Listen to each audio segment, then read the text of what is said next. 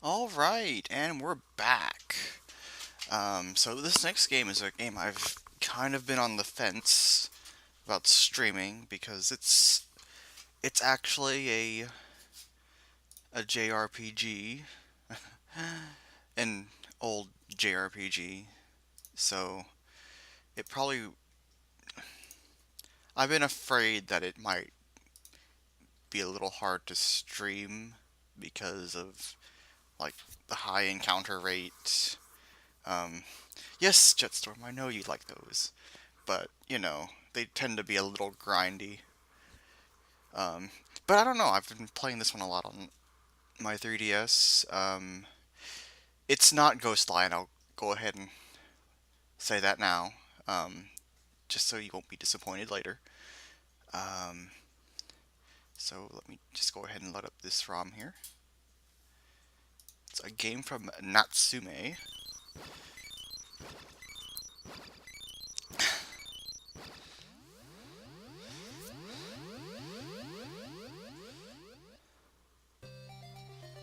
I'm looking forward to playing Ghostline after I finish Chaos World, but um,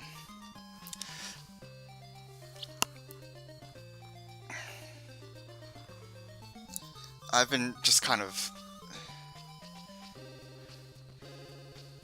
Well, let me go ahead and switch the game title here. While you guys enjoyed those hot Natsume jams.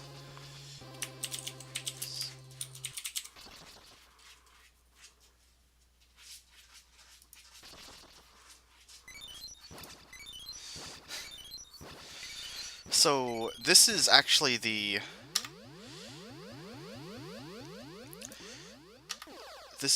the Aeon Genesis 2001 patch, the original fan translation patch for this.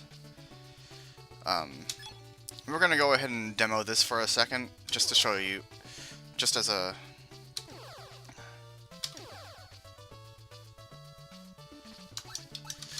point of comparison for this next ROM I'll be loading up.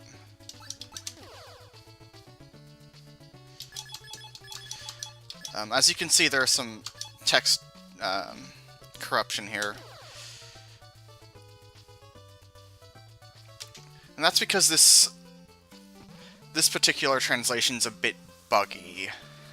I mean, it's playable enough to where I'm almost finished with it on the 3DS. Okay, I don't know what's up with the jitteriness here, though. Um, just one moment.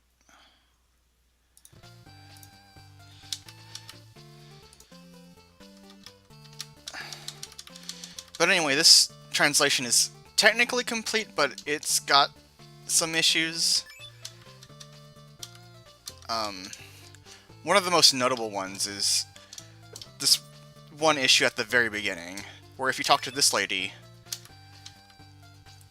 this happens. And there's no way to run from that battle. So the game just kind of kills you straight away for talking to a random NPC, and that's the result of this translation. There is actually a B version of this translation that fixes that, but it doesn't fix like some of the text corruption in the game.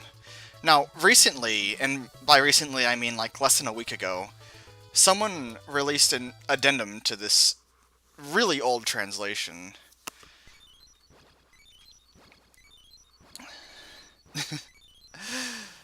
Final Fantasy II, I suppose. Give me just one moment.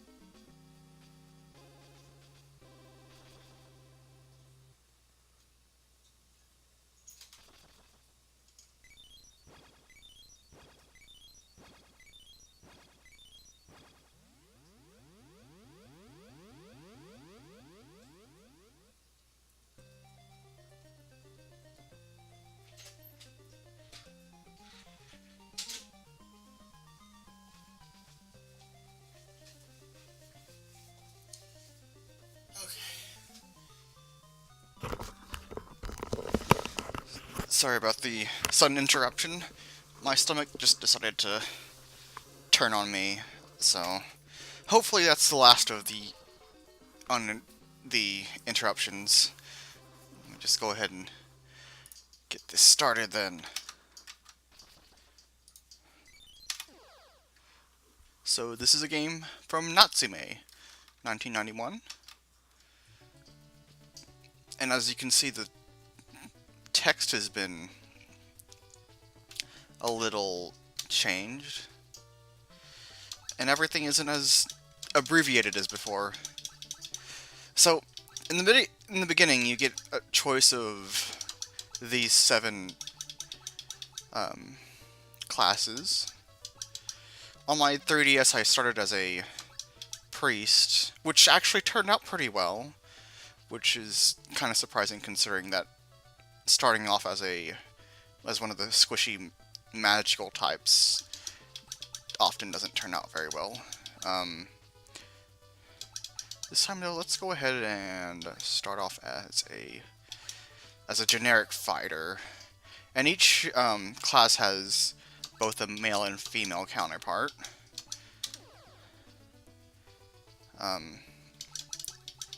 So as a fighter, we're going to want plenty of strength and agility.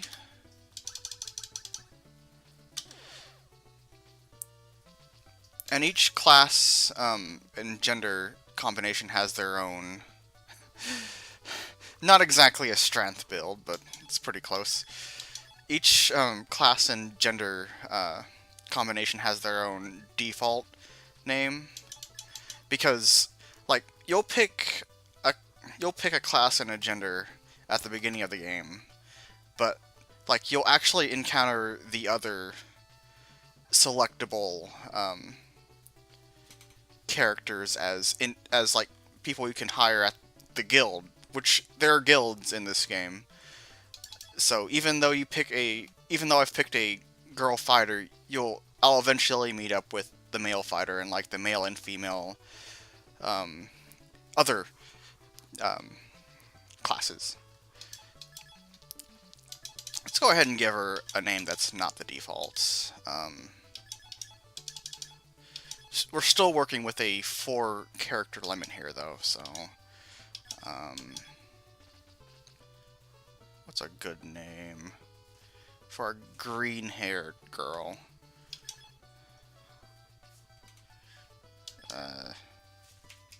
Can't really think of any at the top of my head right now. And sure, why not?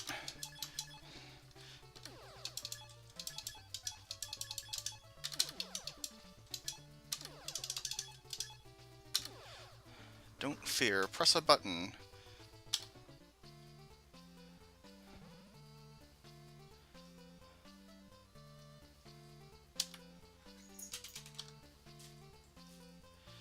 So fun fact, in the original Japanese version, your father's name is Marvelous, but they decided, the original translation decided to shorten it to Mars for space reasons, obviously.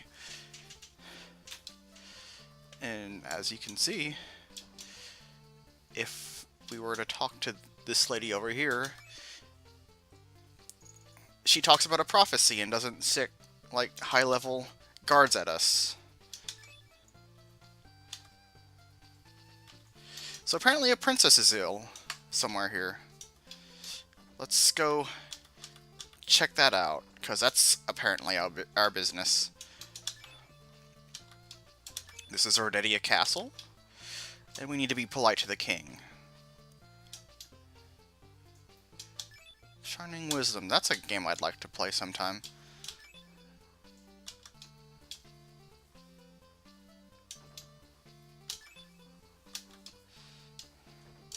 So let's see what's up with this sick princess here, and what it has to do with this prophecy the townspeople are prattling on about.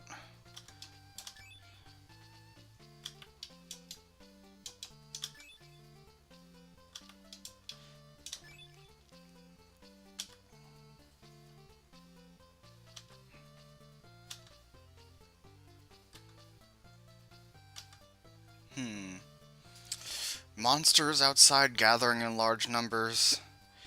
Sounds like trouble's a brewing. I don't think we're ready for this.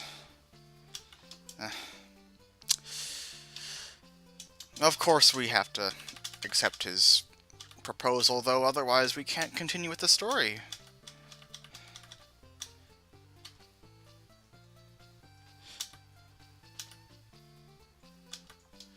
So I'm not sure if you can actually die on this first tutorial battle. But yeah, we have to kind of show our strength by defeating this horrible snail.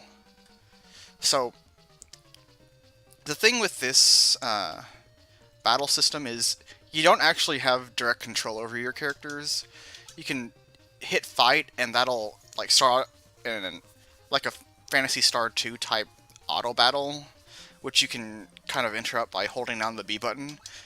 Plan goes into, we got order, which you can pick out the order of your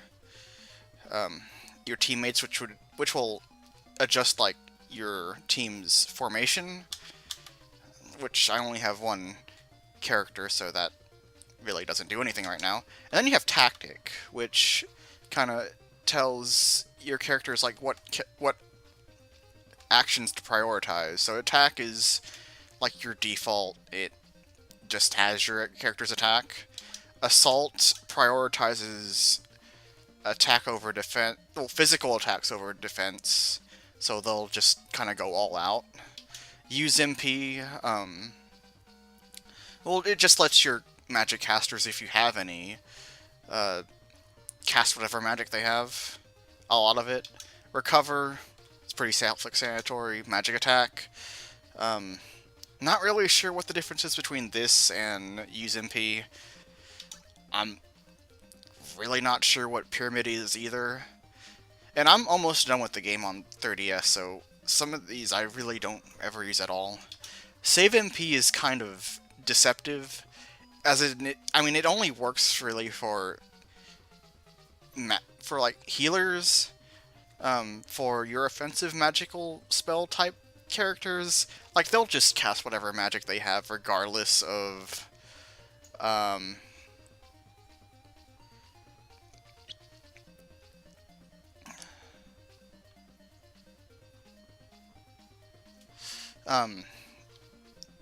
they'll just cast whatever magic you have regardless of whether you have save MP on or not. And defend characters will still attack, it's just that for some reason they won't attack as often, and they won't take as much damage as they would in other setups. So I usually use defend. So let's go ahead and kill the snail.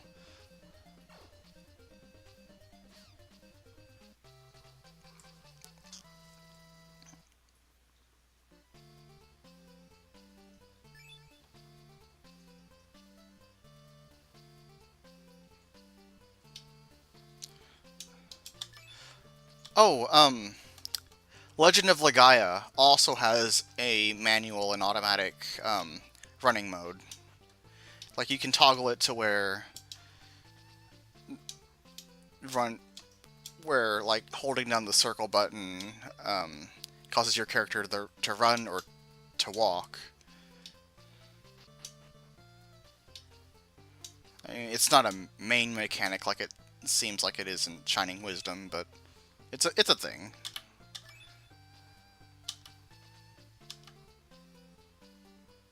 Looks like we got a donkey.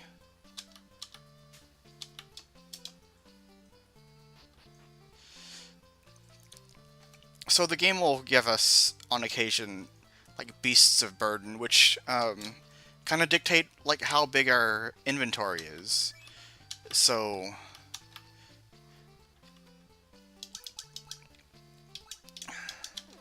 right now we have 4 rows of 3 columns, so that's 3, 6, 9, 12 item slots. The donkey gives us 12 item slots. So we better fill that up with some equipment. Um,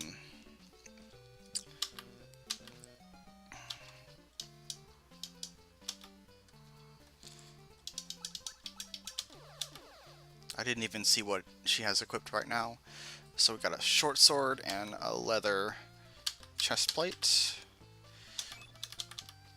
Let's go ahead and augment that with a helmet. And we don't have enough for a shield. That's unfortunate. But that's fine, because, oops.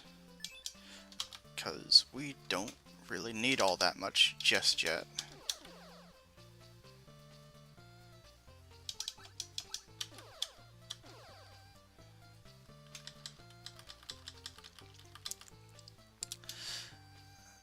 Okay, now we're gonna also have to stock up on some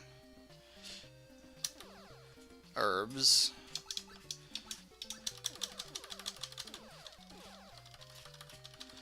We might also need to grab a few poison herbs because where we're going, we're going to need... There's going to be some monsters that can poison us. So it'd be good to have at least 3 of these poison herbs.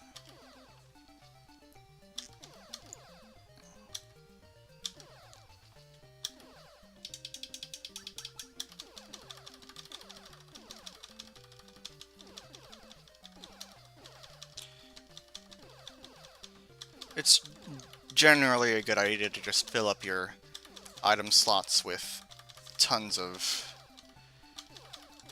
consumable healing items, because I mean, you can use items outside of battle as usual. I'm gonna have to go to a chemist. But during battles, like, your characters will use healing items as needed automatically. So it's best to have those on hand when needed. See, there you go.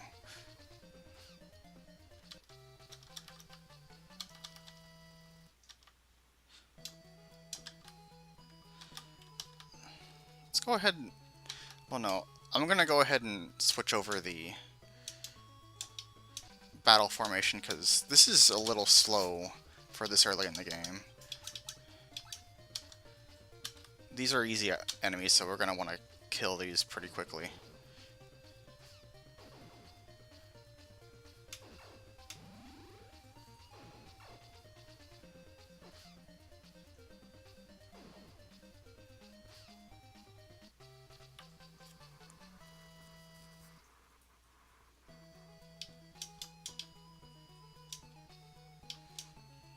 So here we are at Rarm,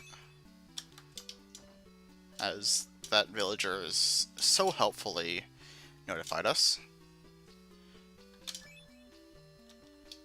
Something about a pit.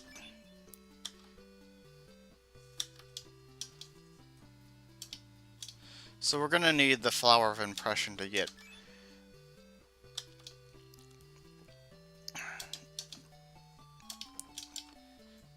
We're gonna need the Flower of Impression to heal the princess.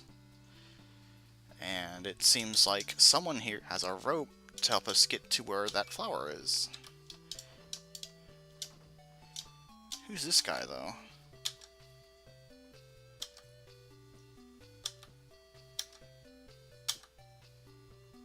So now we have our first party member, Balan.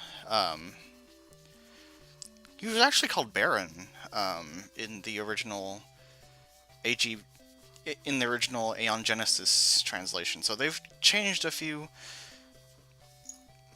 character names, it seems like.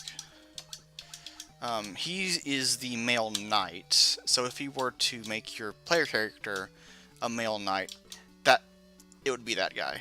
And we would meet a different character in that space. So let's see if we can't buy any. No, we don't have enough money to really afford anything of note. just yet. So every village has, well, most villages have this building, this nondescript looking building. It's actually the guild, but we can't use the guild right now. We gotta do this task for the king to heal his daughter before we can get access to the guild. These might actually be pretty tough enemies at this moment.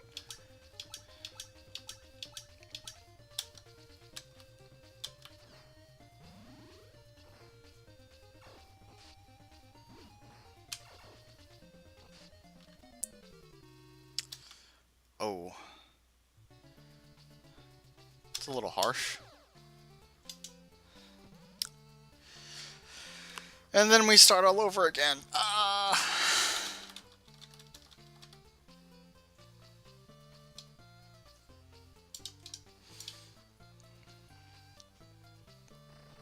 It shouldn't take so long. It shouldn't take too long to get back to where we were before.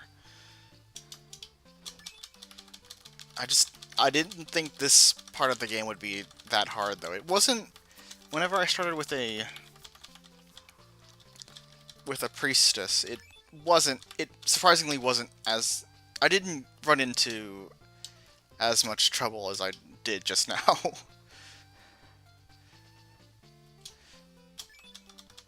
That's fine, though.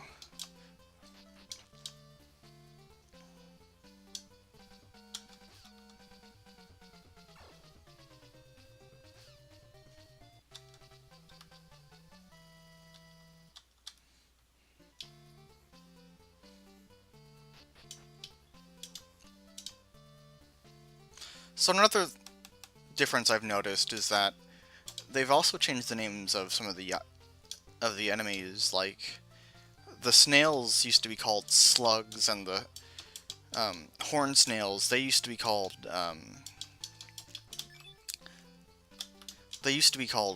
like just snails. So they've kind of revised the. Oh, I better talk to the king. What am I doing? Need that donkey, you know. They've revised the names of the monsters as well as some of the characters. So it's going to be pretty interesting playing through this version of the game and pointing out all the differences between this version and the old 2001 translation. Like, much of the dialogue seems to be lifted from the older version. I'm gonna go ahead and buy a shield. That might actually give us more defense.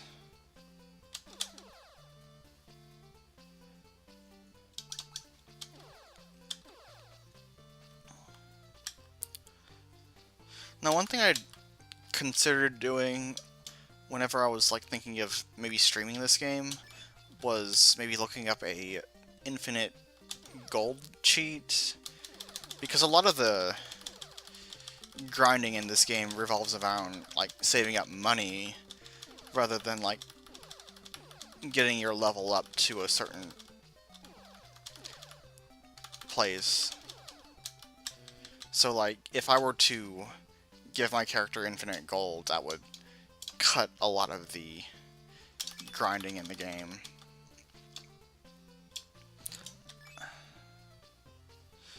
Yeah, let's go ahead and stay at the inn, because that's actually how you save the game. You need to stay at inns.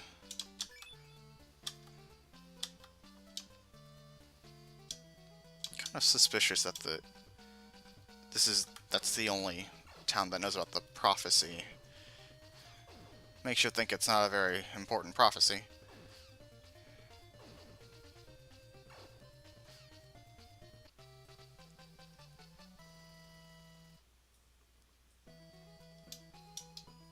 Yeah, I read about that. About Ghost Lion only giving levels up in treasure chests. Like Ghost Lion just seems like a very novel take on the JRPG. especially for that time period. Like, battles don't even take place really between just you and enemies. Like, you summon you summon spirits to fight on your behalf, which is kind of weird. And you don't even have HP. You have like courage points. It's bizarre.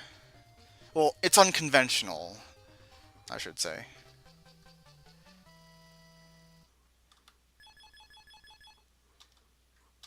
Yeah, there aren't party members. They're summons.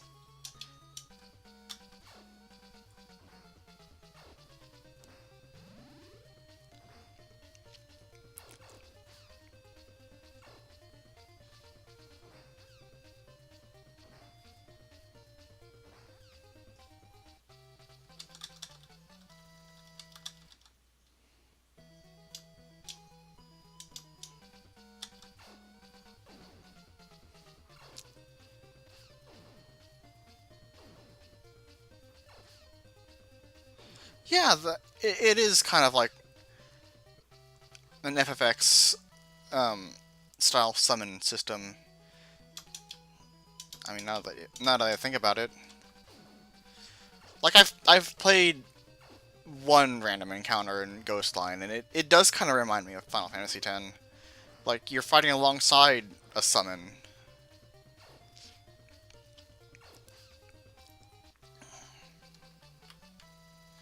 Kind of makes me wonder if like the Final Fantasy X team had actually played Ghostline, because Ghostline's a pretty obscure game.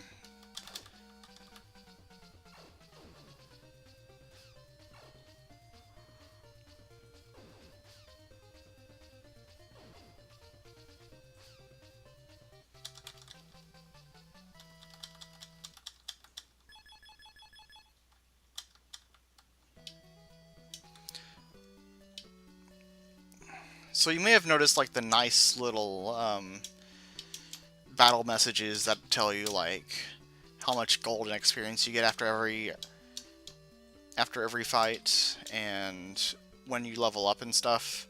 Yeah, all of that was corrupted text in the quote-unquote completed translation, 2001 translation. Like you could still make out um, how much golden experience you'd get from every encounter, um, and what level you'd go up to. But like, it was kind of weird that that aspect of the translation was never improved upon for like more than 10 years.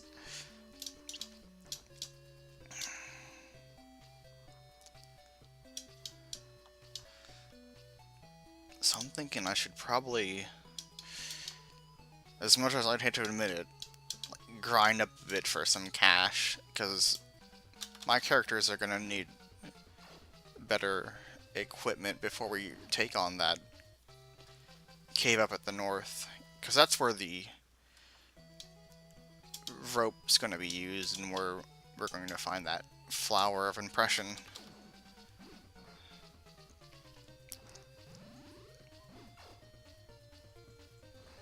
Like having your experience in levels up in chests really helps mitigate the helps keep the game from helps keep games from helps keep Ghostline in particular from being too grindy.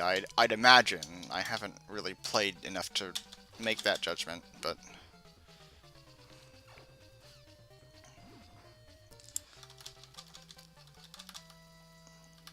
I mean, if it does, that'd be pretty cool. Like if it wasn't really grindy, that'd be pretty cool.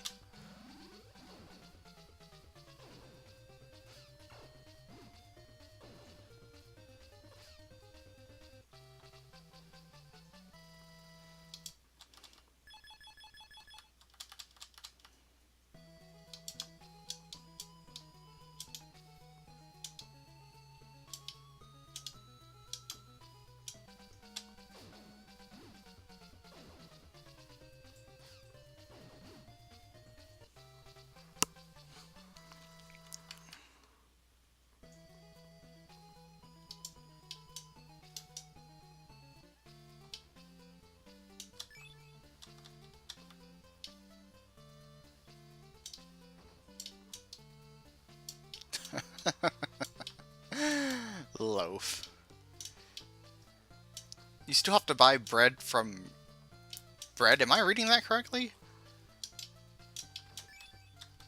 Uh, it'll probably make sense once I start playing the game proper.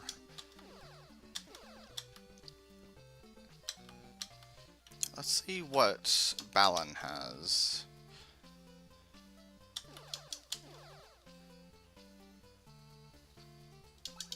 Yeah, he doesn't have a helmet. I'm gonna need to get him one. Oh, the first town's name is Bread. That's silly.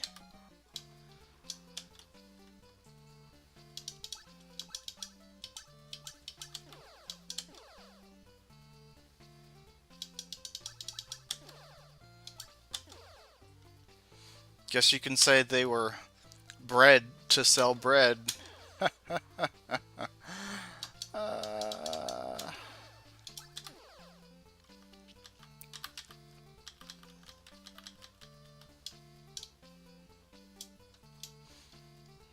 Wouldn't hurt to get some more healing potions.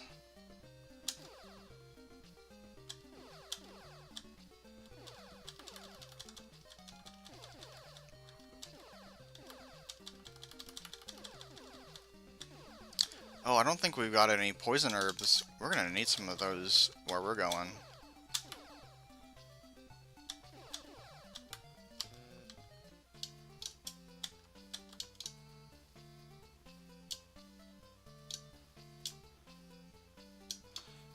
And let's go ahead and save.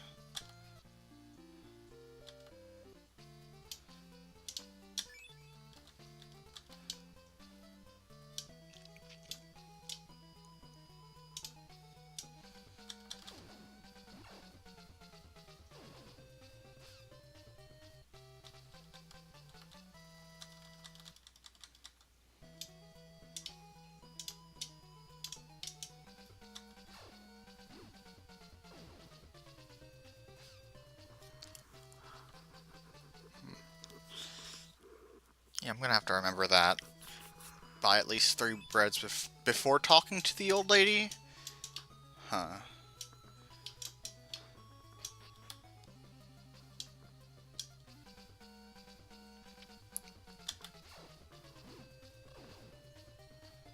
Ooh, a master of snails.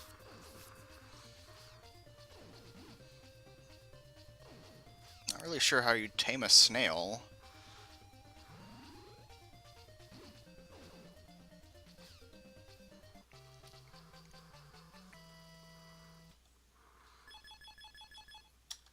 Got some pretty good experience in this cave, though. What was I gonna do?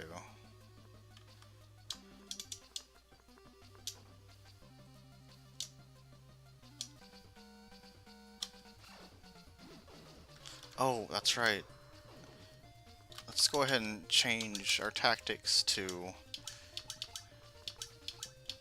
defend.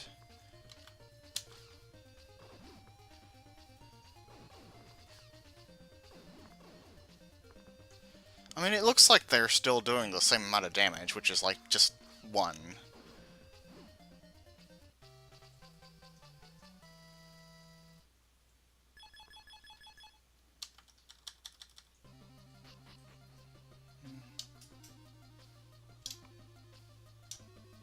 Seems like regardless, this old lady is going to be wanting some bread. And a lot of it.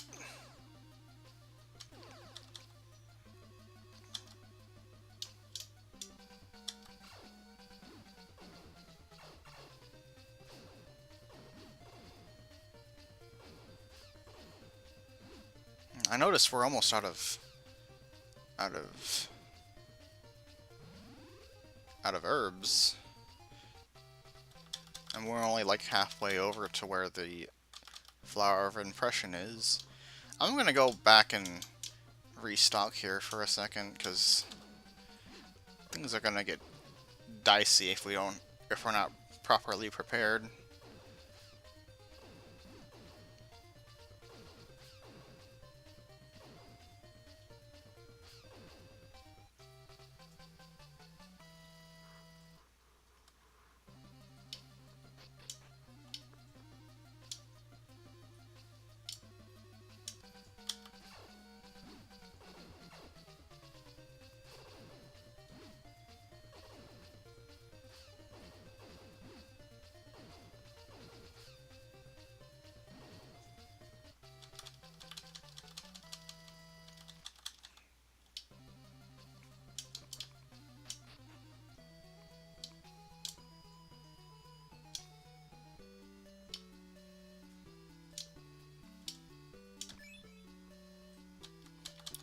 Now, one thing I haven't actually, like, touched on, and something you've probably noticed already, is that this game actually has a day and night cycle, and that affects what NPCs are out in town.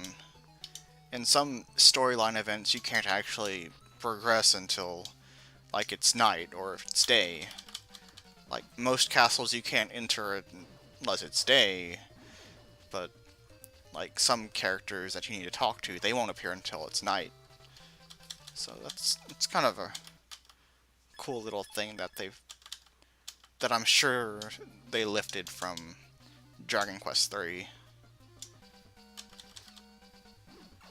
Like, all in all, this game I don't think is as good as Dragon Quest III, but it's for Natsume's second RPG that I know of. I know they made one game before this, and it was more of a wizardry type first-person RPG. I totally forgot to get herbs. I totally forgot to get herbs.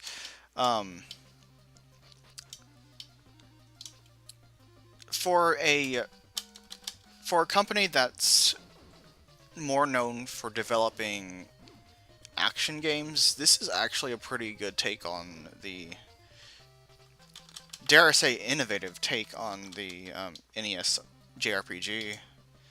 Like, later on, once you get access to the guild, you can actually send some of your party members on jobs while you're out adventuring, and like later on in the game, you're actually required to have them like sacrifice a few characters to do jobs in the background to kind of progress the plot.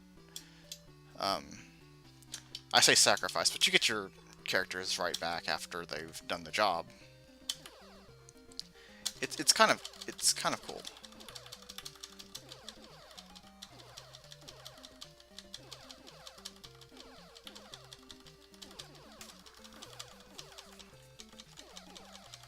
And like, jobs actually take a certain number of nights and days, so you can't just like exit the guild and then re-enter it and expect them to be done with the job. Like, stuff actually takes time. In Dungeon Magic, that's the other Natsume game. The other Natsume RPG. I have not heard a lot about Dungeon Magic. Except that Dr. Sparkle from Contendo apparently didn't like it all that much.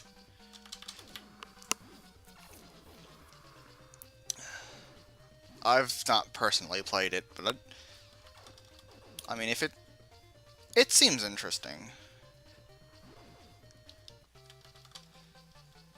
Might need to bring a bit of graph paper to it if I ever decide to play that game, though.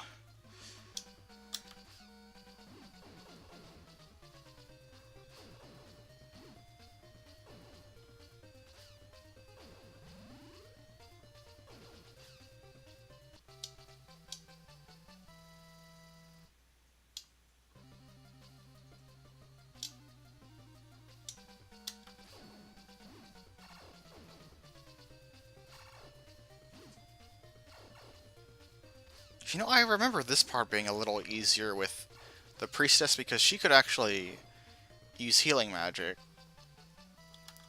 which kind of mitigated the need to keep buying herbs. Also, I made sure to put a decent number of points into her attack so that she'd be able to defend herself.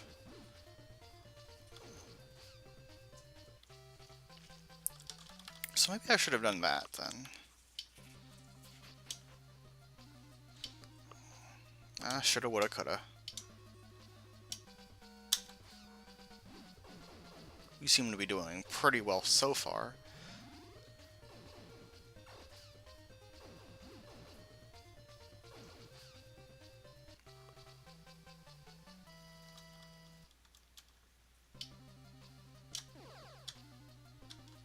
Pegasus, that's gonna let us...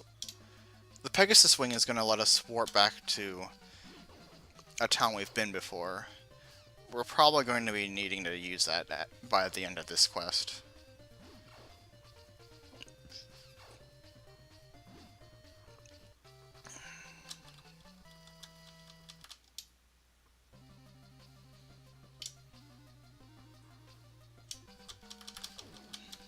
Especially with this encounter rate, goodness.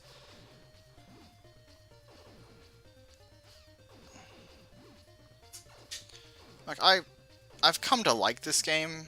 Well, I liked the game. I liked it before, but having played more of it, there are like quite a few glaring issues I have with it. Okay, it's actually going to be in the middle of that forest. I mean, there's the fact you don't have really much direct... You don't really have any direct control over your characters, for one. And this encounter rate is just... I mean, it's not the worst I've seen in a game like this. Ooh, we got an herb. But it's enough to be just kind of grating after a while. Like, even though fights tend to go by a lot quicker once you get a full party of 4, it's still pretty annoying. Now, I think...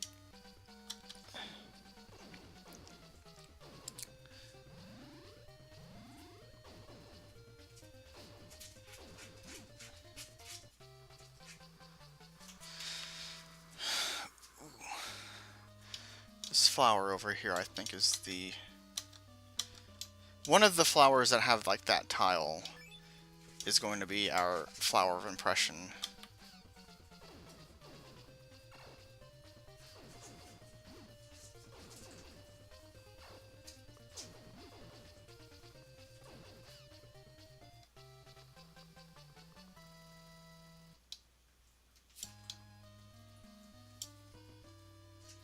It's probably down there.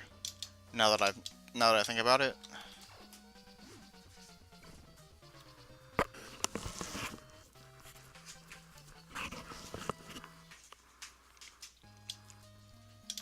Let's see.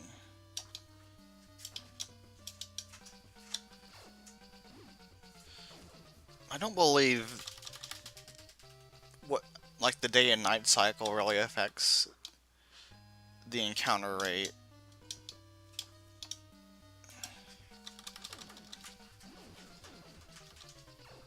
That's just something I thought of just now.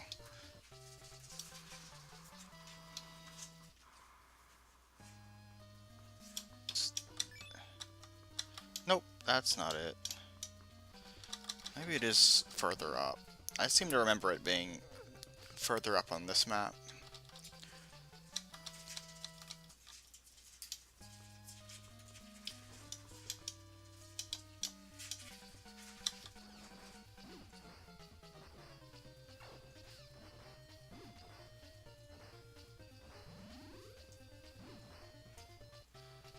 These enemies don't really, like, hurt you all that much, but like that Master Mage, some of them tend to attack really quickly, which adds up.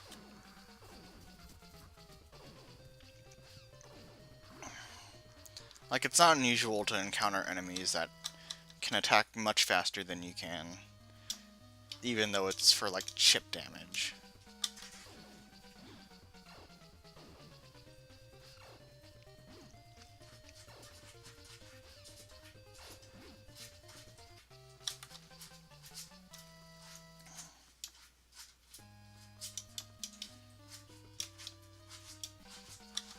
One thing I do like about this game, though, is that compared to its contemporaries and to a lot of other JRPGs, the battles do tend to go by a little quicker. Like, you hit a button and then you just let it play out, typically. And usually you're... Like, the game's AI is smart enough to not let your enemy, like your characters, die without being healed, or Like, the only issue I have with the AI controlling the characters in this game is the fact that, like, spellcasters tend to rely way too much on their MP to where, like, you'll be halfway through a dungeon and your primary spellcaster will have burned through all of her magic using all of her powerful spells on fodder, essentially. But I mean, like, healing classes are comparatively conservative with their magic, so you're never, like, hurting for curative spells.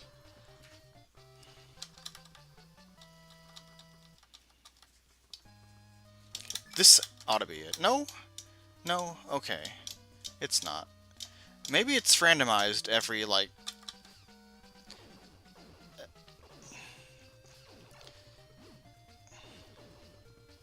every playthrough.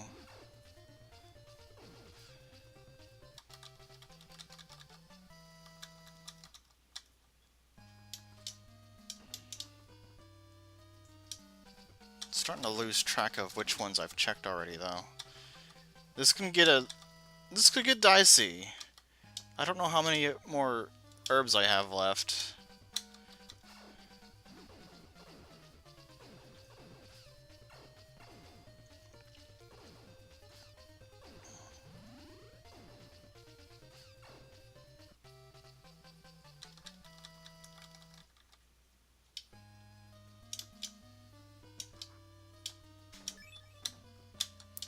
Damn it. Okay. It's gotta be one of these.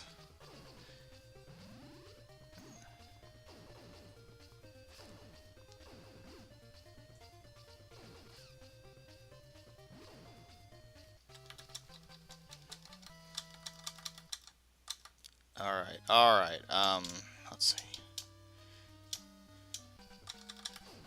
I know I'm getting closer.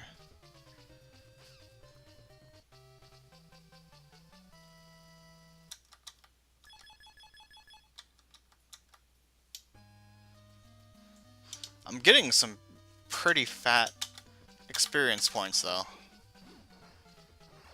So that's gonna save up on some grinding here in the future.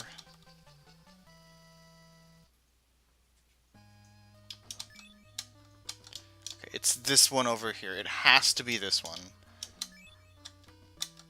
You've got to be fucking kidding me.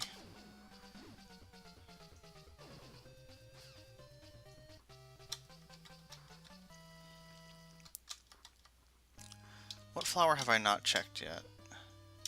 Is it this one? Is it this one? I swear I've checked this one before, though.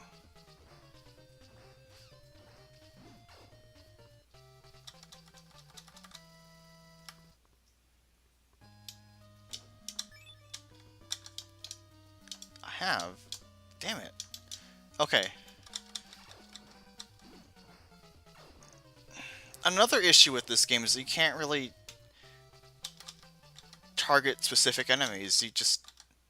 when you hit fight, your characters just kind of have their own internal logic as to what enemies they want to prioritize. Which is a real big issue once you start running into enemies that can heal themselves, and you're not able to do enough damage to the enemy party because your characters are all attacking, like, the attackers and not the healing monsters. And it's really frustrating, but that's really just an issue with one dungeon I've noticed so far.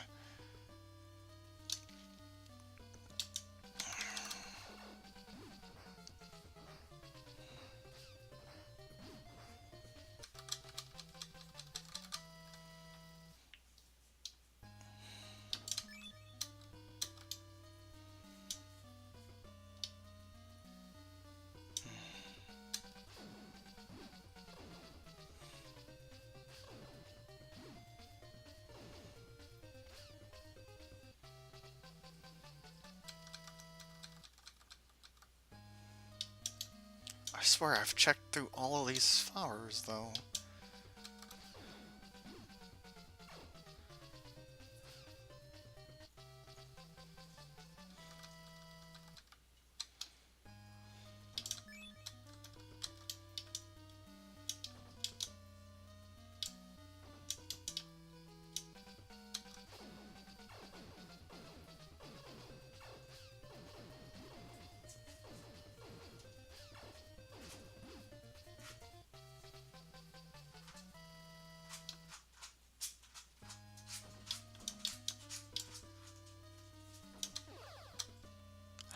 Finally! Okay, so we got the Impress flower.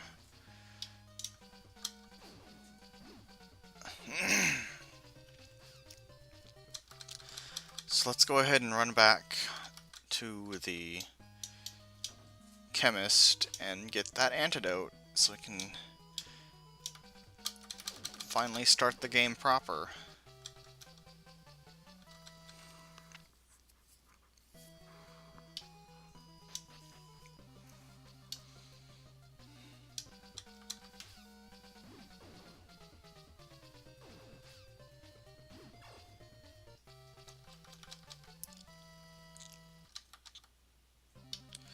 For the sake of brevity, let's just go ahead and use that. Let's see. That Pegasus wing. Warp to Rhodetia. Now, first though, we're gonna have to head over to Rarm and get that antidote.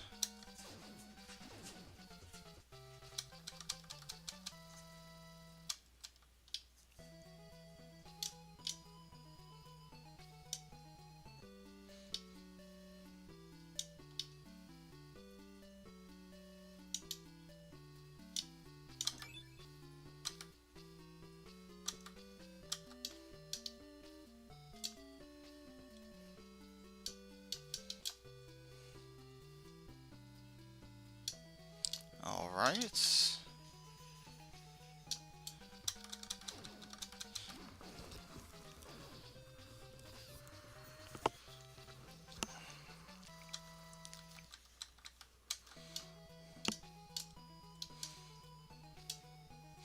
And I think after I heal the princess, I'm gonna go ahead and call it a stream. And we'll maybe continue this later, or we'll play something else later. Whatever I feel like next time I try to stream this. Well, next time I try to stream in general.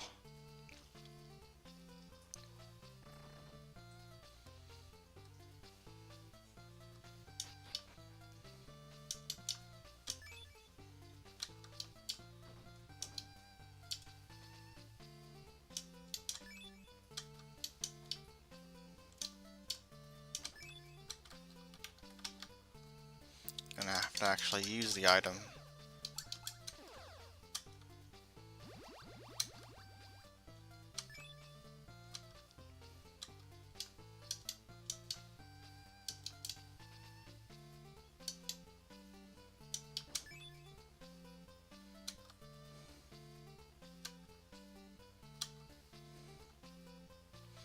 Udea religion.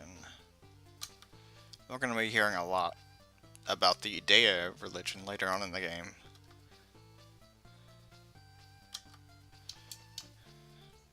And that with that we can actually enter the next kingdom, which we couldn't before, because if we were to try to enter the cave that leads there, we would be blocked by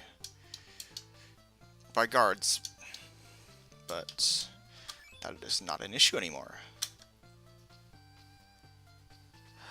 You know, I haven't gotten far enough to say whether or not we do kill their god, but there is a lot of good religion, bad religion stuff going on throughout the plot of this game. And it's pretty clear that Udea is the bad religion, which apparently turns its followers into, like, murderous people who are instructed to apparently, like, kill the people they love. And it's kind of like evil in such a overblown way, but it's weird.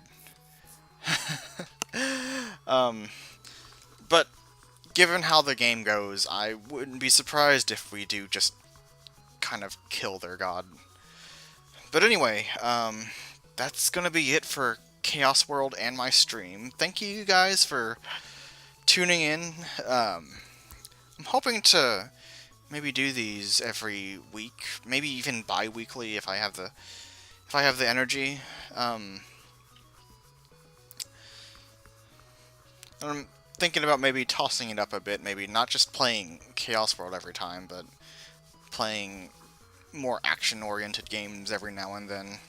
Maybe getting back into speedrunning. But I'm glad you guys had fun, and I will see you guys next time. Night, everyone.